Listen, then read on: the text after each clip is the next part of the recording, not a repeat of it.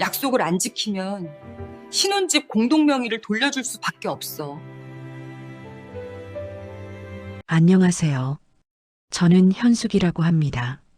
저는 6자매 중 막내로 태어나서 어릴 때부터 언니들이 시집가서 며느리 이야기하는 걸 정말 많이 들으며 자랐어요. 그리고 저도 23세 장손과 결혼해서 큰 며느리로 30년을 살아왔습니다. 쉽지 않았죠. 하지만 그게 맏며느리의 도리라고 생각하며 살아왔어요. 그렇게 세월이 흘러 이제 제 아들이 결혼할 나이가 됐고 드디어 저도 시어머니가 됐습니다. 언니들의 조언도 들으면서 정말 신중하게 며느리를 맡기 전에 제가 3가지 약속을 받았어요. 첫째, 아들 밥 세끼는 꼭 챙겨달라. 둘째, 명절이나 집안 행사 때는 꼭 시댁에 와달라. 셋째, 재산은 며느리가 이어받아 계속 지내달라. 그리고 저는 이 약속의 대가로 신혼집 명의를 공동 명의로 해주겠다고 했습니다. 그런데 말입니다. 결혼하고 몇 달이 지나니까 며느리가 약속을 안 지키는 거예요. 그럼 이야기를 시작해 보겠습니다.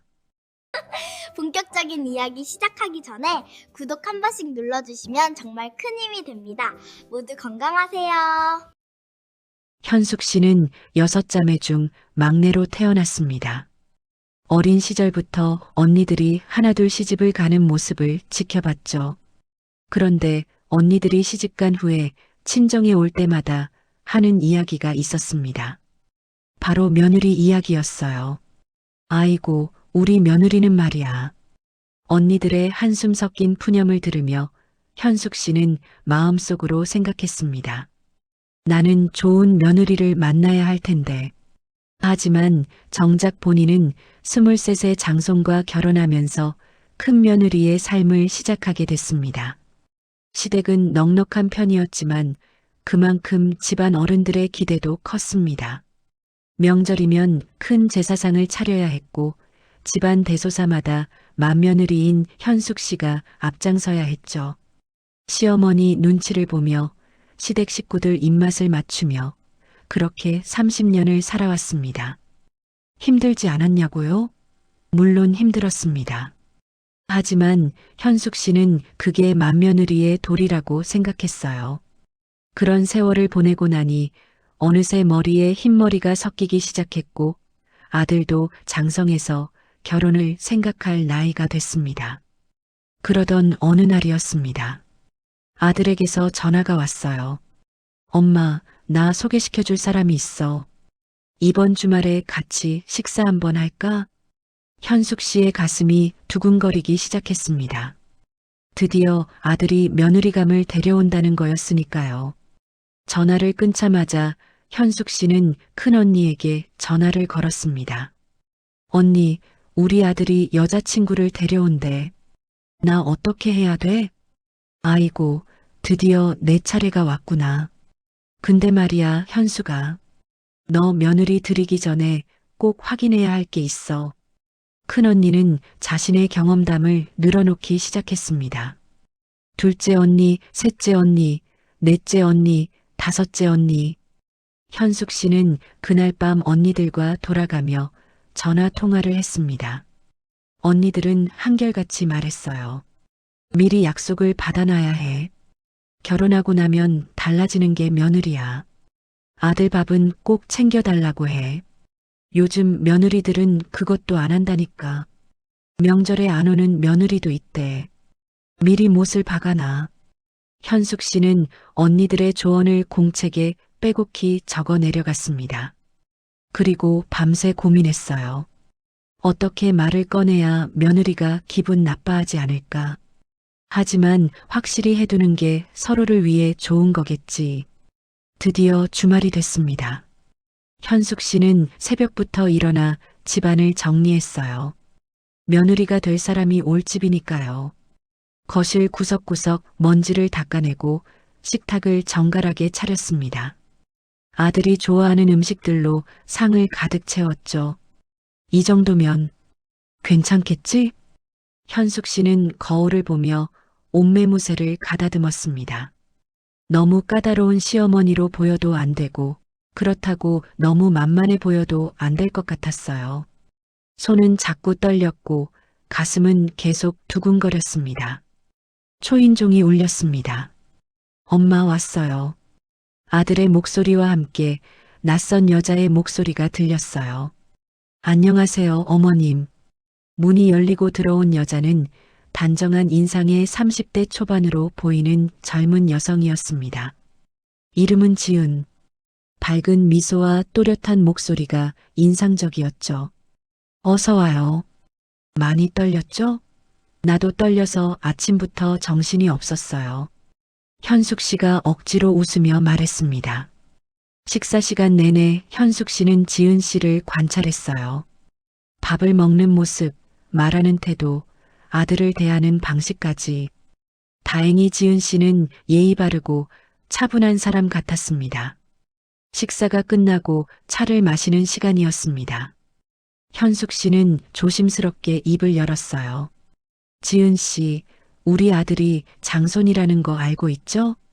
네, 어머님. 들었어요. 그럼 장손 며느리가 어떤 건지도 알고 있나요? 순간 식탁에 침묵이 흘렀습니다. 아들이 불안한 눈빛으로 엄마를 쳐다봤어요. 하지만 현숙 씨는 말을 이어갔습니다. 이건 꼭 해야 하는 이야기니까요. 저도 장손 며느리로 살아왔어요. 쉽지 않았죠. 그래서 지은 씨한테 미리 말씀드리고 싶어요. 서로 오해 없이 지내려면 처음부터 확실하게 하는 게 좋을 것 같아서요.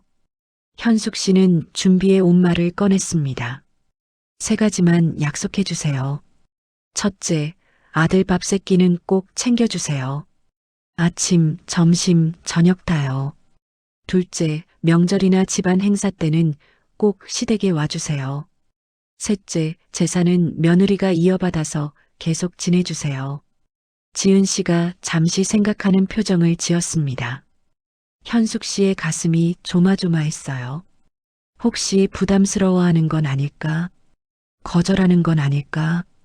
그때 지은 씨가 환하게 웃으며 말했습니다. 네, 어머님. 당연히 그래야죠. 걱정하지 마세요. 현숙 씨는 안도의 한숨을 내쉬었습니다. 그리고 준비해둔 마지막 카드를 꺼냈어요. 사실은 말이에요, 지은 씨.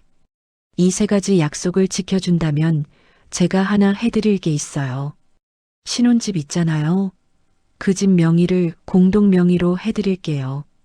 원래는 우리 아들 명의인데 며느리 이름도 함께 올려드리는 거예요.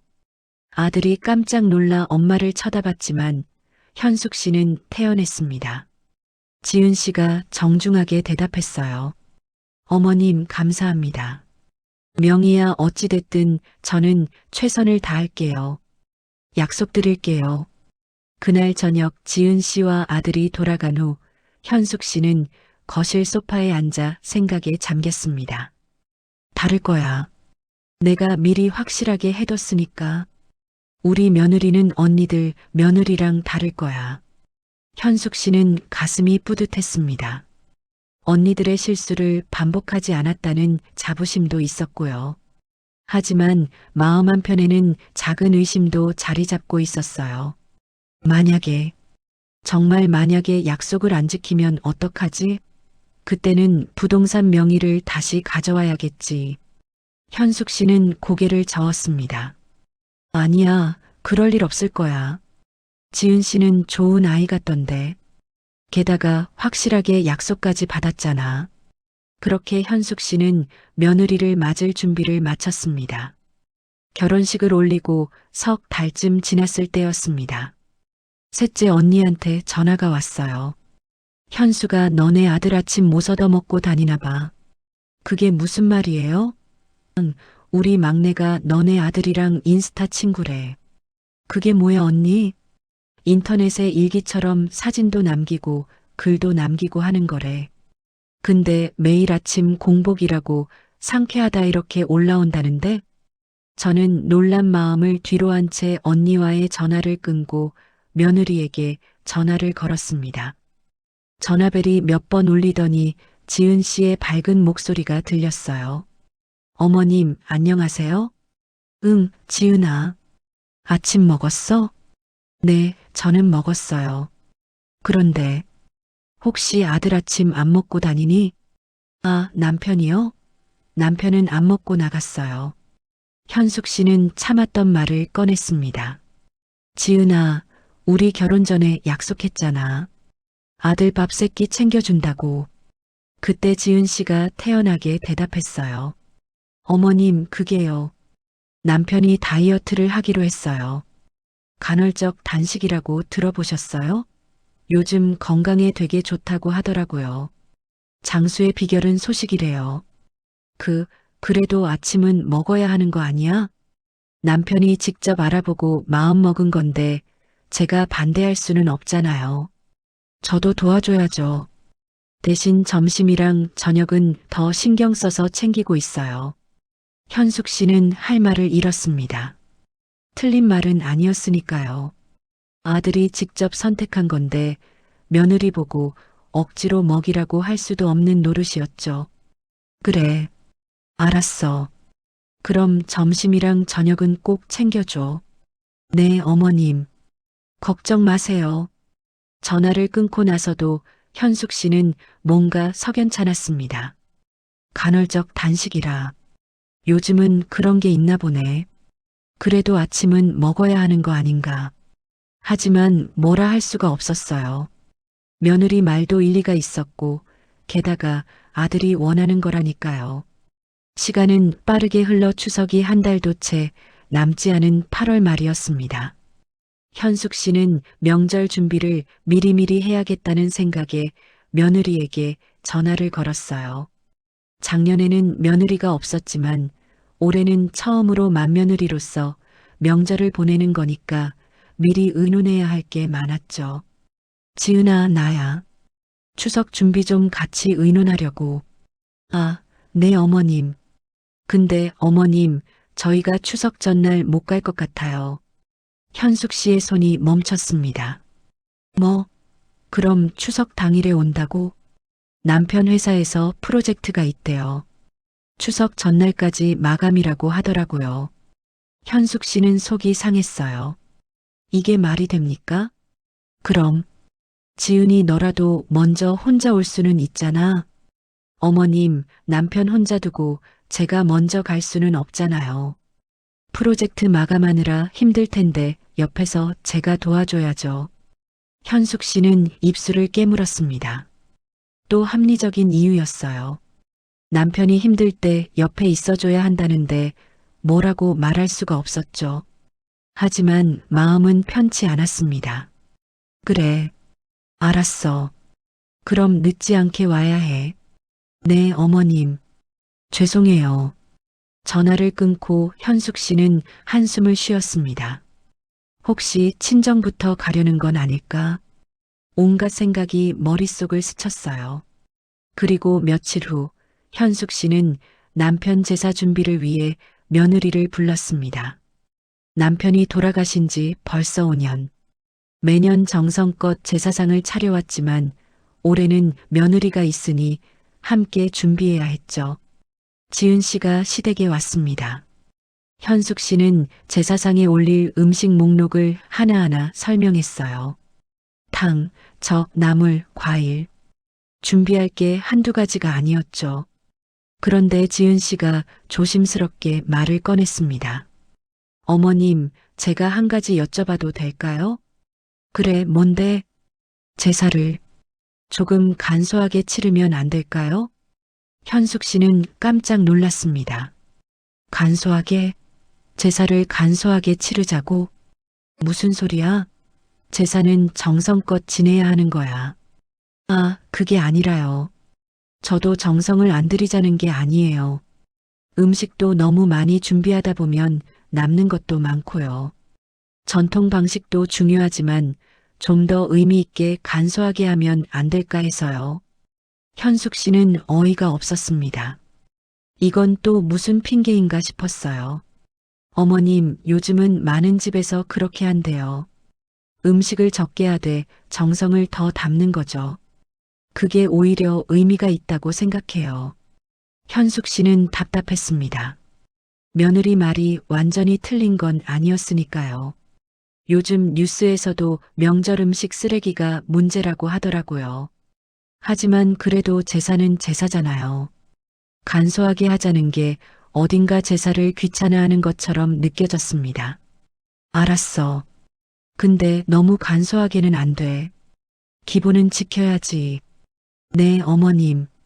물론이죠. 지은 씨가 돌아간 후 현숙 씨는 혼자 거실에 앉아 있었습니다. 마음이 복잡했어요. 아침 밥은 간헐적 단식 때문에 안 챙긴다. 추석에는 당일날 온다. 제사는 간소하게 하자. 하나같이 왠지 모르게 섭섭했습니다. 현숙 씨는 자꾸만 의심이 들었어요. 혹시 며느리가 시댁을 피하려는 건 아닐까? 약속은 했지만 요리조리 핑계를 대며 빠져나가려는 건 아닐까? 그런 생각이 들수록 마음은 더 무거워졌습니다. 며칠 후 현숙 씨는 아들네 집 근처를 지나다가 우연히 며느리를 봤어요. 그런데 며느리가 카페에서 친구들과 즐겁게 수다를 떨고 있더라고요. 웃으며 이야기하는 모습이 평화로워 보였습니다. 시댁일은 핑계 대면서 친구들하고는 잘도 만나네. 현숙 씨는 씁쓸했습니다. 물론 며느리도 자기 생활이 있고 친구를 만날 수 있죠. 하지만 왠지 서운했어요. 시댁일은 이것저것 이유를 대며 회피하는 것 같은데 본인 일은 잘만 하는 것처럼 보였으니까요. 집에 돌아온 현숙 씨는 소파에 앉아 한숨을 쉬었습니다. 결혼한 지 겨우 몇 달밖에 안 됐는데 벌써부터 이런 식이면 앞으로는 어떻게 될까요? 3가지 약속을 받았지만 며느리는 교묘하게 빠져나가고 있었어요. 합리적이긴 한데 뭔가 이상해. 이게 다 나를 피하려는 핑계는 아닐까? 현숙 씨는 자꾸만 그런 생각이 들었습니다. 며느리가 고의로 약속을 어기는 건 아니지만 그렇다고 제대로 지키는 것 같지도 않았어요. 아들 밥은 간헐적 단식 핑계로, 명절은 회사 프로젝트 핑계로, 제사는 환경 핑계로 하나같이 그럴듯한 이유들이었죠. 현숙 씨는 머릿속이 복잡했습니다. 며느리를 나무라자니 딱히 잘못한 게 없는 것 같고 그렇다고 이대로 넘어가자니 찝찝했어요. 현숙 씨는 결혼 전에 며느리와 나눴던 약속을 떠올렸습니다. 그렇게 확실하게 약속을 받았는데 이런 식으로 하나씩 무너지는 것 같아 속상했어요. 공동명의로 해준 신혼집 생각도 났습니다. 약속을 제대로 안 지키면 다시 가져와야 하나 하는 생각까지 들었죠. 하지만 그것도 쉽지 않았어요. 명의를 다시 뺏는다는 게 말처럼 쉬운 일이 아니잖아요. 현숙 씨는 창밖을 바라보며 중얼거렸습니다. 결국 날 피하려는 거구나. 결국은 시댁이 부담스러운 거겠지. 세상이 변했다지만 이렇게까지 변한 건가. 그날 밤 현숙 씨는 잠을 이루지 못했습니다. 며느리에 대한 실망감과 혹시 자신이 너무 예민한 건 아닐까 하는 자책감이 교차했어요. 분명 무언가 잘못되어 가고 있었지만 정확히 뭐라고 꼬집어 말할 수가 없었습니다. 며느리의 똑똑한 핑계들이 계속되면서 현숙 씨의 마음은 점점 무거워져만 갔습니다. 혼자 끙끙 앓고 있을 수만은 없었어요. 결국 현숙 씨는 큰언니에게 전화를 걸었습니다. 전화벨이 몇 번 울리더니 언니의 목소리가 들렸어요. 현숙아. 무슨 일이야? 언니, 나 며느리 때문에 속상해서 그래. 현숙 씨는 그동안 있었던 일들을 하나하나 늘어놓기 시작했습니다. 아들 아침 밥을 안 챙기는 것, 추석에 하루 전에 온다는 것, 제사를 간소하게 하자는 것까지. 언니는 조용히 듣고만 있더니 한숨을 푹 쉬었어요. 아이고, 현숙아. 그래도 그 정도면 괜찮은 거야. 우리 며느리는 명절에 아예 안 온다고 하더라. 친정 가야 한다고. 그래도 언니, 내가 분명히 약속을 받았잖아. 그런데 이렇게 하나씩 지키지 않으면 요즘 며느리들은 다 그래. 내가 참아야지. 세상이 변했어. 우리 때랑 다르다고. 현숙 씨는 위로를 받으려고 전화했는데 오히려 더 답답해졌습니다. 둘째 언니한테도 전화를 걸었어요. 언니, 나 며느리가 시댁을 멀리하는 것 같아서 속상해. 아이고, 현수가. 그런 거 신경 쓰지 마. 요즘 다들 그렇게 산다니까. 며느리도 자기 생활이 있는 거지. 셋째 언니도, 넷째 언니도 비슷한 반응이었습니다. 다들 요즘은 그렇다, 참아야 한다. 내가 너무 예민한 거 아니냐는 식이었어요. 현숙 씨가 원했던 건 이런 위로가 아니었는데 말이죠.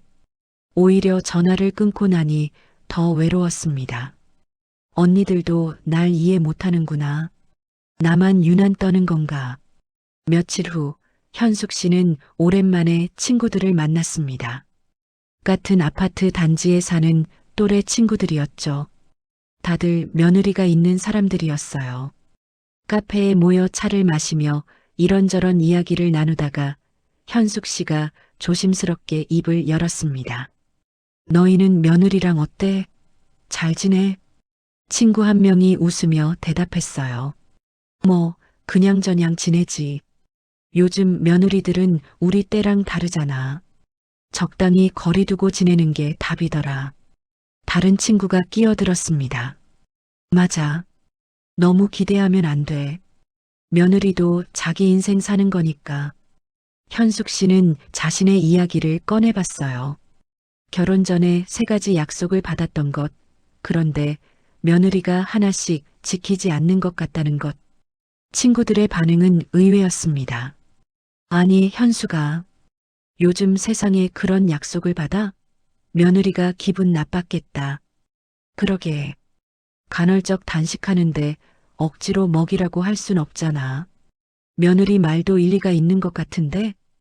회사 프로젝트 때문에 못 가는 건 어쩔 수 없는 거고, 제사도 요즘은 간소하게 많이 해.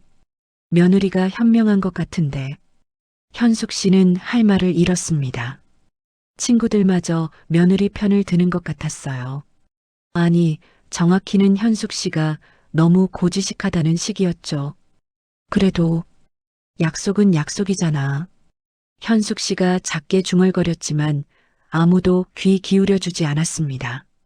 대화 주제는 이미 다른 곳으로 넘어가 있었어요. 현숙 씨만 혼자 멍하니 앉아 있었습니다. 나만 이상한 건가? 나만 며느리한테 과한 걸 바라는 건가? 집에 돌아온 현숙 씨는 거실 소파에 털썩 주저앉았습니다. 언니들도 친구들도 모두 며느리 편이었어요. 아니, 며느리 편이라기보다는 현숙 씨가 시대착오적이라고 생각하는 것 같았죠. 며칠 전에는 아들한테도 조심스럽게 물어봤었어요. 민수야, 지은이가 아침밥은 잘 챙겨주니? 엄마, 내가 안 먹는다니까. 나 다이어트 중이라고 했잖아. 그래도 아침은 먹어야지. 몸에 안 좋아. 엄마가 너무 옛날 생각이에요. 요즘은 다 그렇게 안 살아요. 간헐적 단식이 건강에 좋다고 하더라고요. 그래도 엄마, 지은이가 얼마나 나 챙겨주는데요. 점심 도시락도 싸주고 저녁도 건강식으로 챙겨주고. 엄마는 왜 자꾸 지은이를 못 믿어요? 아들의 말에 현숙 씨는 더 이상 말을 잇지 못했습니다. 아들마저 며느리 편이었어요. 아니, 아들 입장에서는 당연한 건지도 몰랐습니다. 자기 아내니까요. 현숙 씨는 혼자 있을 때마다 생각했습니다. 나만 빼고 다들 며느리 편이네. 내가 이상한 건가? 내가 너무 까다로운 건가? 그날 밤 현숙 씨는 잠이 오지 않았습니다. 침대에 누워 천장을 바라보며 젊은 시절을 떠올렸어요. 23세 시집와서 큰 며느리 역할을 했던 그때가 생각났습니다. 시어머니 눈치를 보며 살았죠. 명절이면 새벽같이 일어나 제사상을 차렸고 시댁 식구들 입맛을 맞추려고 애썼어요. 친정 가는 것도 눈치가 보여서 명절에는 친정 대신 시댁만 갔었죠. 시어머니가 뭐라고 하면 무조건 네 하고 따랐습니다. 나는 그렇게 살았는데 현숙 씨는 억울했습니다. 자신은 그렇게 참고 견디며 며느리 역할을 했는데 요즘 며느리들은 다르다는 거예요. 자기 의견도 당당하게 말하고 싫은 건 싫다고 하고 자기 방식대로 살아가더라고요. 내가 살아온 삶은 뭐였을까? 시대가 변했다지만 이렇게 변해도 되는 건가? 현숙 씨는 평생 지켜온 가치들이 낡은 것이 되어버린 것 같아 상실감이 들었습니다. 며느리는 며느리답게 살아야 하는 거 아닌가요? 시댁을 우선해야 하는 거 아닌가요? 그런데 왜 다들 그게 아니라고 하는 걸까요? 창밖을 보니 달이 떠 있었습니다. 현숙 씨는 달을 보며 중얼거렸어요. 내가 틀린 건가? 너무 고지식하게 산 건가? 현숙 씨는 혼란스러웠습니다. 며느리에 대한 의심과 섭섭함이 쌓여갈 무렵이었습니다. 현숙 씨는 더 이상 참을 수가 없었어요. 결혼 전에 그렇게 확실하게 약속을 받았는데 며느리는 교묘하게 하나씩 빠져나가고 있었으니까요. 직접 확인해 봐야겠어. 저 애가 정말 우리 아들을 잘 챙기고 있는 건지. 현숙 씨는 마음 먹고 며느리에게 전화를 걸었습니다. 전화벨이 몇 번 울리더니 지은 씨의 목소리가 들렸어요. 어머님, 안녕하세요? 응, 지은아. 갑자기 미안한데.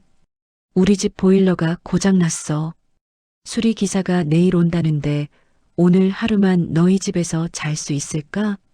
순간 전화 너머로 잠깐의 침묵이 흘렀습니다.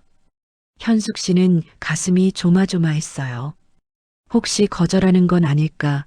불편해하는 건 아닐까? 그런데 지은 씨가 밝은 목소리로 대답했습니다. 아, 어머님, 당연하죠. 오늘 저녁에 오세요. 제가 방 준비할게요. 저녁 식사도 같이 하시고요. 그래. 고맙다. 그럼 저녁 때 갈게. 전화를 끊고 현숙 씨는 가방을 챙겼습니다. 사실 보일러는 멀쩡했어요. 핑계였죠. 며느리 집에 가서 직접 눈으로 확인하고 싶었던 겁니다. 아들이 정말 잘 지내고 있는지, 며느리가 제대로 챙기고 있는지 말이에요. 저녁 무렵 아들네 집에 도착했습니다. 초인종을 누르자 며느리가 문을 열어줬어요. 어머님, 어서 오세요. 응, 고맙다. 집안에 들어서니 정갈하게 정리된 거실이 보였습니다. 며느리가 가방을 받아 방으로 안내해줬어요. 아들은 아직 퇴근 전이었죠. 어머님, 물 한 잔 드실래요? 아니면 시원한 보리차? 보리차 주렴. 며느리가 부엌으로 가는 사이 현숙 씨는 거실을 둘러봤습니다. 그리고 자연스럽게 부엌 쪽으로 걸어갔어요. 며느리가 냉장고 문을 열고 보리차를 꺼내는 모습이 보였죠. 그런데 그때 현숙 씨의 눈에 뭔가가 들어왔습니다. 냉장고 문에 빼곡하게 붙어 있는 메모지들이었어요. 노란색, 분홍색, 하늘색, 온갖 색깔의 메모지들이 냉장고를 가득 채우고 있었습니다. 현숙 씨는 가까이 다가가 메모지들을 읽어보기 시작했어요. 남편 건강 챙기는 법 마이너스 규칙적인 운동, 충분한 수면, 영양 균형 도시락 마이너스 탄수화물, 단백질, 채소 비율 지키기, 남편 아침 공복 운동 마이너스 6시 30분 기상, 30분 러닝머신, 점심 도시락 필수 마이너스 전날 밤 미리 준비, 저녁 가벼운 샐러드 마이너스 소화 잘 되는 재료로. 현숙 씨는 놀라움을 감추지 못했습니다. 이게 다 뭡니까? 며느리가 아들 건강을 이렇게 세세하게 챙기고 있었던 거예요.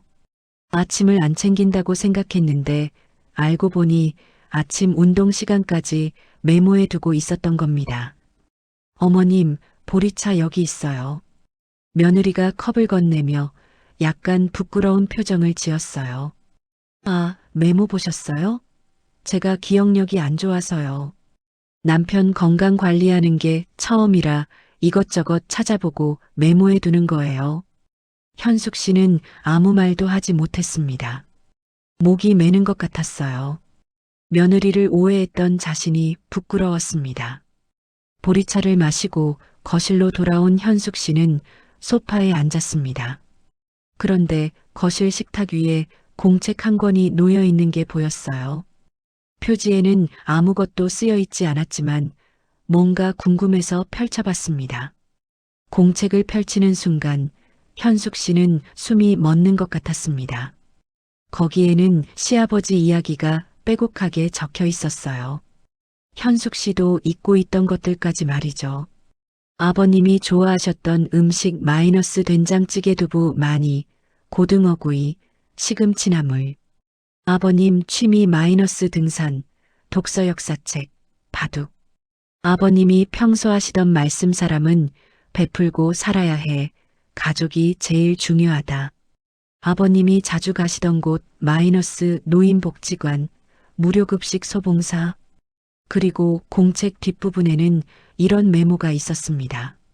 아버님 기일 마이너스 전통 제사상 대신 아버님이 평생 하고 싶어 하셨던 봉사활동으로 그날을 대신하길 원하셨음. 하지만 어머님이 놀라실 것 같아서 천천히 간소화해보자고 어머님께 제안해 볼 것.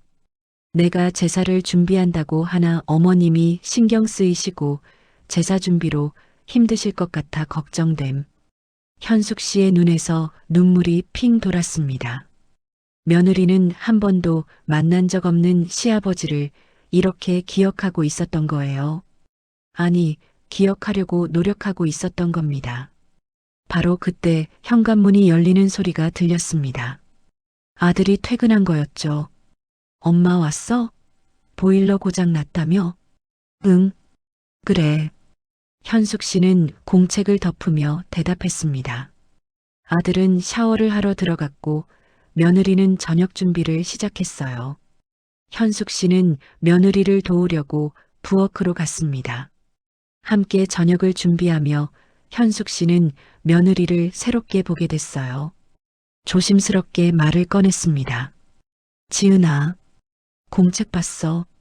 거실 식탁 위에 있던. 며느리가 손을 멈췄습니다. 당황한 표정이었죠. 아, 어머님, 그게 죄송해요. 숨기려던 건 아닌데. 아니야. 미안하구나. 어머니가 너를 오해했어. 현숙 씨의 목소리가 떨렸습니다. 며느리도 눈시울이 붉어지는 게 보였어요. 어머님, 사실은 말씀드릴 게 있어요. 며느리가 조심스럽게 말을 이었습니다. 남편이 아버님과 같은 가족력 지병이 있어요. 현숙 씨는 깜짝 놀랐습니다. 뭐, 우리 민수가? 네. 결혼 전에 검사 받았는데 발견됐어요. 어머님이 놀라실까봐, 그리고 걱정하실까봐 말씀 못 드렸어요. 그래서 제가 건강관리를 정말 열심히 하고 있어요. 식단도 신경 쓰고 운동도 시키고요. 그래서 간헐적 단식을. 네, 의사 선생님이 체중 관리가 중요하다고 하셔서요. 무작정 굶는 게 아니라 계획적으로 하는 거예요. 점심 도시락도 매일 싸주고 저녁도 영양 균형 맞춰서 챙기고 있어요. 어머님, 너무 걱정하지 마세요. 제가 옆에서 잘 챙기고 있으니까요. 현숙 씨는 며느리의 손을 꼭 잡았습니다. 눈물이 흘러내렸어요. 고맙다. 정말 고맙구나. 저녁 식사를 마치고 아들이 설거지를 하는 동안 현숙 씨와 며느리는 거실에서 차를 마셨습니다. 며느리가 다시 입을 열었어요. 어머님, 그리고 명절 하루 전에 못 간다고 했던 거 있잖아요. 응. 남편이 회사 프로젝트 때문에 못 간 날이요. 저 혼자 시아버지 납골당에 다녀왔어요. 현숙 씨는 놀라 며느리를 쳐다봤습니다. 납골당에? 네. 결혼 전에 돌아가셔서 한 번도 뵙지 못했잖아요. 그래서 직접 가서 인사드리고 싶었어요. 남편한테 이야기 들으니까 어머님이 생전에 아버님하고 정말 사이가 좋으셨다고 하더라고요. 그래서 다녀오시면 괜히 그립고 힘드실 것 같아서 제가 먼저 다녀왔어요. 현숙 씨는 숨이 막히는 것 같았습니다. 며느리가 시어머니를 배려해서 혼자 납골당을 다녀왔다는 게 믿기지 않았어요. 그리고 제사를 간소하게 하자고 한 것도 며느리가 말을 이었습니다. 남편한테 들었어요. 아버님이 돌아가시기 전에 남편한테 이런 말씀을 하셨대요. 엄마가 1년에 한 번씩 나를 떠올리며 그리워하는 게 걱정된다. 너무 슬퍼하지 말라고 전해라. 그리고 어머니가 평생 맏며느리로 고생하셨는데 내 제사까지 차리게 하고 싶지 않다고 하셨대요. 현숙 씨는 남편의 임종을 떠올렸습니다. 남편도 똑같은 말을 했었어요. 하지만 현숙 씨는 그 말을 받아들일 수가 없었죠. 제사를 지내지 않으면 남편을 잊어버리는 것 같아서 또 주변 사람들이 뭐라고 할까봐 두려웠습니다. 아버님이 평소에 봉사활동을 정말 좋아하셨다고 들었어요. 그래서 생각했어요. 제사상 차리는 대신 아버님이 좋아하셨던 봉사활동을 제사날에 하면 어떨까요? 그게 아버님도 더 기뻐하실 것 같고 어머님도 조금은 편하실 것 같아서요. 현숙 씨는 더 이상 참을 수가 없었습니다. 며느리를 꼭 끌어안았어요. 미안해. 정말 미안해.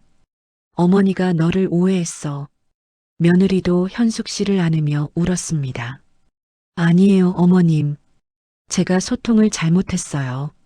제 생각만 하고 어머님 마음은 헤아리지 못했어요. 두 사람은 한참을 그렇게 안고 있었습니다. 현숙 씨는 깨달았어요. 며느리는 약속을 안 지킨 게 아니었습니다. 오히려 더 깊이, 더 현명하게 지키고 있었던 거예요. 방법은 달랐지만 며느리는 자기만의 방식으로 가족을 사랑하고 있었던 겁니다. 이해가 나보다 더 깊이 생각하고 있었구나. 더 나은 방식으로 우리 가족을 사랑하고 있었어. 그날 밤 현숙 씨는 잠은 오지 않았어요. 며느리에 대한 미안함과 고마움이 교차했습니다. 그리고 자신의 고집과 편견을 반성했죠. 창밖으로 달이 떠 있었습니다. 현숙 씨는 달을 보며 생각했어요. 세상이 변한 게 아니라 더 나아진 거였구나. 나만 그 자리에 멈춰 있었던 거야. 며느리 집에서 하룻밤을 보낸 다음 날 아침이었습니다. 현숙 씨는 일찍 잠에서 깼어요. 어젯밤 며느리와 나눴던 대화가 계속 머릿속을 맴돌았거든요. 며느리의 냉장고에 붙어있던 메모들, 시아버지에 대한 기록이 빼곡한 공책, 그리고 아들의 건강을 위해 애쓰는 며느리의 모습까지. 내가 정말 큰 오해를 하고 있었구나. 현숙 씨는 거실로 나왔습니다. 며느리가 부엌에서 아침 준비를 하고 있었어요. 지은아, 벌써 일어났어? 네, 어머님, 곧 아침 드릴게요. 오늘 시간 되니? 둘이서 차 한잔 할까? 며느리의 얼굴에 미소가 번졌습니다. 네, 어머님. 좋아요. 아들이 출근하고 두 사람은 집 근처 조용한 카페로 갔습니다. 날씨가 좋은 가을날이었어요. 카페 창가 자리에 마주 앉은 두 사람 사이로 어색한 침묵이 흘렀습니다. 현숙 씨는 커피를 한 모금 마시고 먼저 입을 열었어요. 지은아, 내가 미안해. 어머님, 어머니가 너를 오해했어. 내가 날 피하는 줄 알았어. 약속을 안 지키는 줄 알았고 시댁을 귀찮아하는 줄 알았지. 근데 그게 아니었구나. 넌 내 방식대로 우리 가족을 더 깊이 생각하고 있었어. 며느리의 눈시울이 붉어졌습니다. 아니에요, 어머님. 제가 소통을 잘못했어요.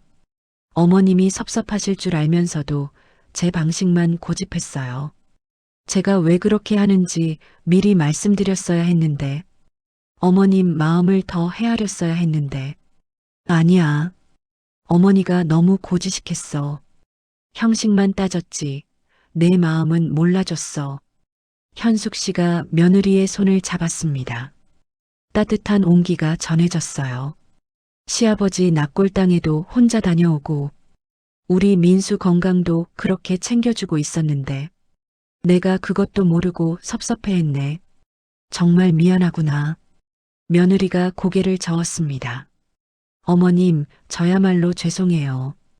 어머님이 평생 큰 며느리로 고생하신 거 알아요. 저도 결혼하고 나서 많이 배웠어요. 시어머니로 산다는 게, 며느리를 기다린다는 게 얼마나 힘든 일인지. 현숙 씨의 눈에서 눈물이 흘러내렸습니다. 그래서 제가라도 조금 더 현명하게 하고 싶었어요. 형식은 바뀌어도 마음은 변하지 않게. 어머님이 편하시고 남편도 건강하고 모두가 행복한 방법을 찾고 싶었어요. 지은아. 두 사람은 서로를 바라보며 울었습니다. 그동안 쌓였던 오해가 녹아내리는 순간이었어요. 현숙 씨는 며느리를 오해했던 지난 날들이 떠올랐습니다. 얼마나 많이 의심했고 얼마나 섭섭해했던가요? 한참을 울고 나서 현숙 씨가 티슈로 눈물을 닦으며 말했습니다. 지은아, 어머니가 이제야 깨달았어. 세상이 변한 게 아니라 더 나아진 거였구나. 똑같은 방식으로만 할 필요는 없는 거였어. 중요한 건 마음이지 형식이 아니었는데 말이야. 어머님, 앞으론 내 방식대로 해. 대신 어머니한테도 가끔 알려줘. 어머니도 배우고 싶어. 세상이 변하는 걸 받아들이고 싶어. 내가 왜 그렇게 하는지 이유를 알면 어머니도 이해할 수 있을 것 같아. 며느리가 현숙 씨의 손을 꼭 잡았습니다. 저도 어머님께 배우고 싶어요. 전통도 알아야 새로운 걸 만들 수 있잖아요. 제가 하는 방식도 결국 어머님이 평생 지켜오신 가족에 대한 사랑에서 나온 거예요. 우리 함께해요, 어머님. 현숙 씨는 며느리를 꼭 끌어안았습니다. 카페 안 사람들이 쳐다봤지만 상관없었어요. 이 순간이 너무 소중했으니까요. 지은아, 고맙다. 정말 고맙구나. 우리 아들한테 시집와줘서. 어머님, 제가 더 감사해요. 이렇게 좋은 가족을 만나서. 두 사람은 서로 끌어안으며 한참을 있었습니다. 그동안 말하지 못했던 것들, 오해했던 것들, 서운했던 것들이 모두 녹아내렸어요. 잠시 후 자리에 앉아 다시 차를 마시며 현숙 씨가 물었습니다. 그런데 지은아, 시아버지 기일에 봉사활동 하자고 했던 거. 어머니도 그게 좋을 것 같아. 정말요, 어머님? 응. 당신도 그렇게 하라고 했었어. 돌아가시기 전에. 근데 어머니가 받아들이지 못했어. 제사를 안 지내면 당신을 잊어버리는 것 같고 주변 사람들이 뭐라고 할까봐 두려웠거든. 며느리가 조용히 듣고 있었습니다. 근데 생각해보니까 너희 아버님이 정말 좋아했던 게 봉사활동이었어. 명절날 가족이 없는 홀로 된 사람들에게 찾아가서 위로를 해주고 싶어 했지. 본인이 장손의 제사에 자리를 도저히 비울 수 없어서 물질적으로만 봉사를 해왔었거든. 살아생전에 물질적으로 남아 베푸셨다는 생각에 많이 행복해 하셨거든. 우리는 본인처럼 제사에 얽매이지 않고 봉사활동을 했으면 하셨을 거야. 어머님, 그럼 올해 기일부터 같이 봉사활동 가요. 저도 시아버지를 그렇게 기억하고 싶어요. 그래, 그러자. 우리 같이. 현숙 씨는 마음이 한결 가벼워졌습니다. 며느리와의 관계도 돌아가신 남편에 대한 마음도 모든 게 편안해진 기분이었어요. 그리고 지은아, 우리 민수 건강 관리하느라 고생이 많구나. 어머니가 몰랐어. 우리 민수가 그런 병이 있는 줄. 괜찮아요, 어머님. 제가 잘 챙기고 있으니까 너무 걱정하지 마세요. 의사 선생님도 잘 관리하면 문제 없다고 하셨어요. 그래도 어머니도 도와줄 수 있는 게 있으면 말해. 어머니가 할 수 있는 건 해야지. 네, 어머님. 그럼 가끔 민수가 좋아하는 반찬 좀 만들어주세요. 어머님이 만드신 음식을 남편이 정말 좋아해요. 그래, 그건 당연하지. 자주 해다 줄게. 두 사람은 이야기를 나누며 웃었습니다. 처음으로 마음을 터놓고 대화하는 기분이었어요. 오해가 풀리고 나니 이렇게 편할 수가 없었습니다. 지은아, 솔직히 말하면 어머니가 너한테 약속을 받을 때 조건을 걸었잖아. 신혼집 명의 말이야. 네, 기억해요. 그게 어머니 잘못이었어. 며느리를 믿지 못했던 거지. 미안해. 며느리가 고개를 저었습니다. 아니에요, 어머님. 어머님 마음 이해해요. 그래도 가족인데 그렇게 조건을 거는 게 맞는 건 아니었어. 이제부터는 서로 믿고 지내자. 조건 없이. 네, 어머님. 저도 앞으로 더 소통 잘할게요. 제가 왜 그렇게 하는지 미리미리 말씀드릴게요. 현숙 씨는 며느리를 보며 흐뭇하게 웃었습니다. 이제야 진짜 며느리를 얻은 기분이었어요. 아니, 며느리가 아니라 딸을 얻은 것 같았습니다. 두 사람은 카페를 나섰습니다. 가을 햇살이 따스하게 내리시는 거리를 걸으며 며느리가 현숙 씨의 팔짱을 꼈어요. 현숙 씨는 며느리가 참 기특했습니다. 어머님, 바람이 차네요. 며느리가 현숙 씨의 코트깃을 세워줬습니다. 그렇게 두 사람은 팔짱을 끼고 걸었습니다. 거리에 나뭇잎들이 형형색색 물들어 있었습니다. 계절이 바뀌고 있었어요. 현숙 씨의 마음도 며느리와의 관계도 새로운 계절을 맞이하고 있었습니다.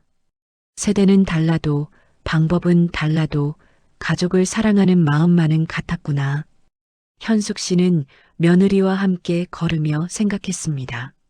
젊은 세대는 그들만의 방식으로 가족을 사랑하고 있었어요. 그게 틀린 게 아니라 다른 것뿐이었죠. 어쩌면 더 나은 방식일 수도 있었습니다. 현숙 씨는 깨달았습니다. 중요한 건 형식이 아니라 마음이라는 것을, 그리고 서로 다른 방식을 인정하고 존중하는 것이 진짜 가족이라는 것을 말이에요. 두 사람의 뒷모습이 따스한 가을 햇살 속으로 사라져갔습니다. 시어머니와 며느리 두 세대의 여자가 서로를 이해하고 받아들이는 순간이었어요. 이제 이 두 사람은 진짜 가족이 됐습니다. 조건도 없고 오해도 없는 그저 서로를 사랑하고 존중하는 가족으로 말이죠. 본격적인 이야기 시작하기 전에 구독 눌러주시면 엄마에게 큰 힘이 돼요. 모두 건강하세요.